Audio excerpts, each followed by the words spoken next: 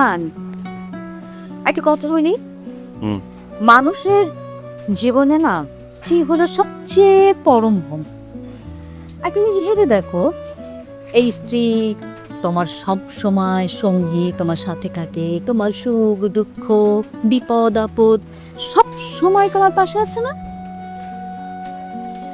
তুমি যদি অসুস্থ হও, সবচেয়ে বেশি কষ্ট পায় কিন্তু এই মানুষটা। তোমার সমস্ত কিছুর লায়াবিলিটিস কিন্তু এই মানুষটা নেয় না? তাহলে এই এত কিছু যে মানুষটা করে তাকে অবহেলা করছো কেন?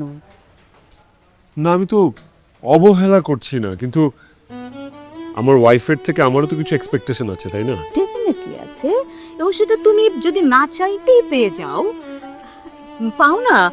আমি কিন্তু যদি মনে করি যে এই মেয়েটা মানে তোমার ওয়াইফ পাইজা, আমি কিন্তু শুধু কথা বলেছি।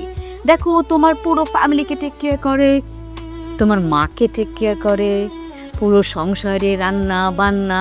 তোমাদের যদি বাচ্চা হয় তাহলে সে বাচ্চার দেখভাল তো ওই করবে না?